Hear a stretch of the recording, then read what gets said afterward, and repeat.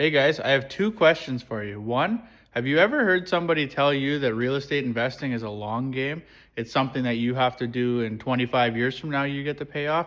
And two, have you ever wondered how I ever afford the toys that I have and the stuff that you've always seen on the channel? I'm going to connect the two of those today for you and show you exactly how one really relates to the other.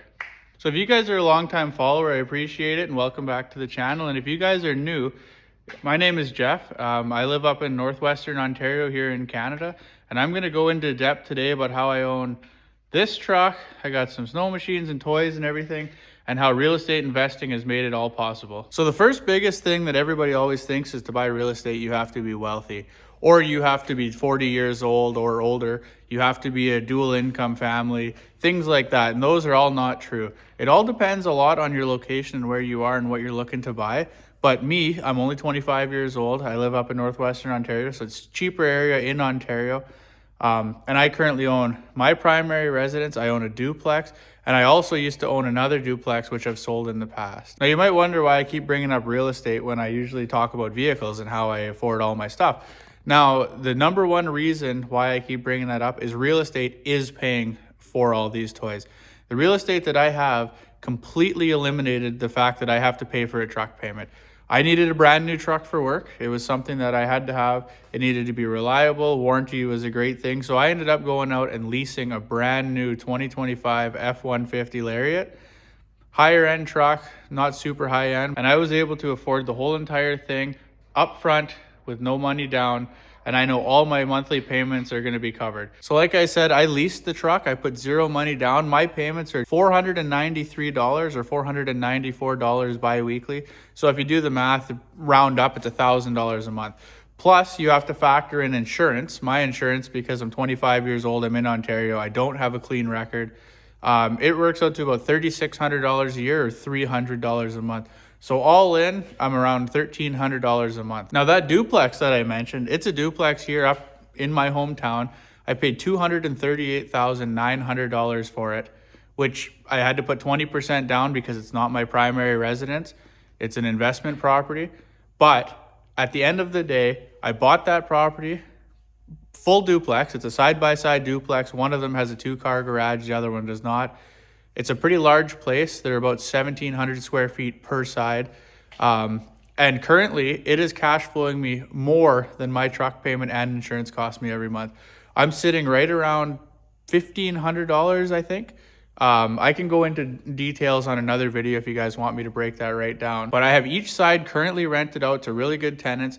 Both of them are renting for over $2,000 per month. So if you just take $2,000 as a rough easy number to work with, I have $2,000 and $2,000. So I have $4,000 for that one building that's bringing in.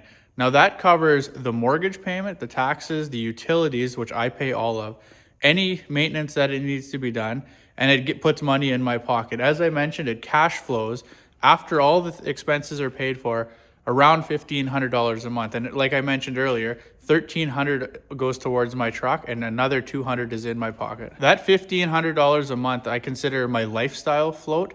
It pays for the outside, like it doesn't cover my house, it doesn't cover my living expenses, but it covers the fun money, or it covered my truck, or I could say it covered the toys, whatever you want it to cover, but it covers a large major bill that I have.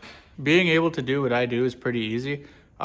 Most people get it backwards though. Most people get out of school, whether that's high school and straight to work, they go to a trade school, they do an apprenticeship, they go into college or university. Any of those are okay. But what most people do is they get out, they get their first real job, and the first thing they do is buy themselves something nice, whether it's a truck or a car they've always wanted.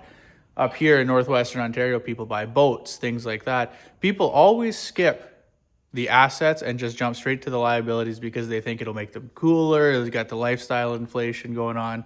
All of those things happen. Not saying there's anything wrong with that. I mean, I guess you deserve something for all the hard work in school and everything. But lots of people do that. And what I did is I did it the other way around. I got my job, saved up as much money as I could, lived at home as long as I could, ended up taking it, and I saved up and I went and bought myself that duplex. Then I had a cash flowing asset. Like I said, it started out cash flowing very little. I did some forced depreciation on the property. I did some renovations. I had tenant turnover. The value in the area went up. Rent went up. Lots of things worked out in my favor. May or may not work out in everybody else's favor, but it really worked out well for me. Like I said, now I'm over $2,000, where I started at $1,500 per unit. Added all that to my cash flow. Expenses went up a little bit. Taxes are more expensive. Utilities are more expensive. It has been 5 years now, but you add all that together and it's still cash flowing pretty nicely. And now my assets are funding my lifestyle instead of my lifestyle being dictated by my income from my day-to-day job. And now the crazy thing about it is I get to drive a brand new truck. It has warranty. It's leased, so I can give it back in 3 years if I wanted.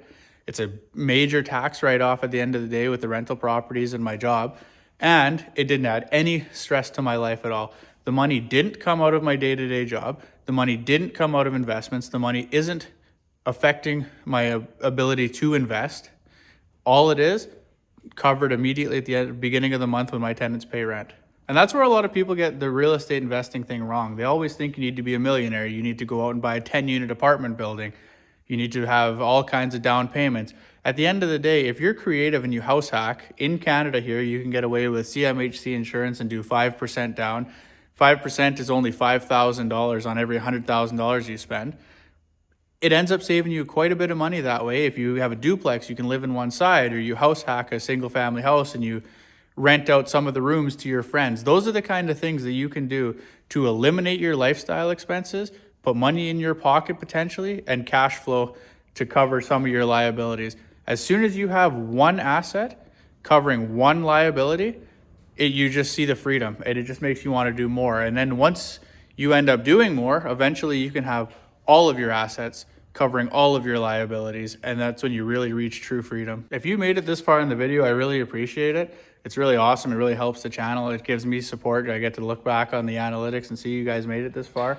So with that, if you want to get involved in real estate investing, the best thing to do is find your area, wherever you live, and learn the market.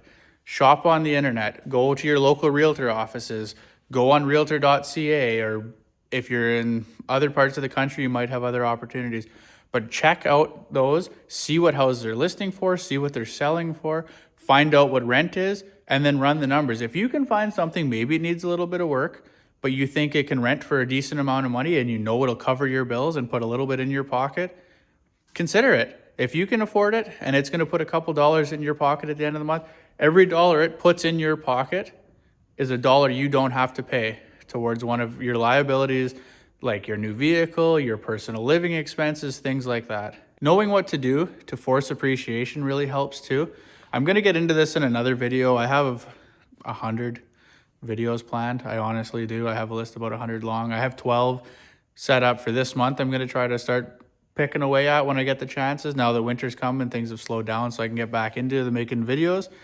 But if you want me to, drop a comment below. I can break down certain situations for you. I can go into detail exactly on the numbers on my expenses, my income from my rentals, how I did it. I can make a video on proper forced depreciation, things to look for, things not to look for in houses. If you guys want any of those things, drop a comment below. And if any of this helped you out at all, let me know. I'd love to see the support. If there's anything you guys want me to go into, let me know and I'll think about coming up with a video idea for it. But anyway, guys, take care. I appreciate you guys making it this far. And don't forget to like and comment and subscribe if you guys liked it. And I'll be pumping out as many more videos as I can. I have lots coming down the pipeline.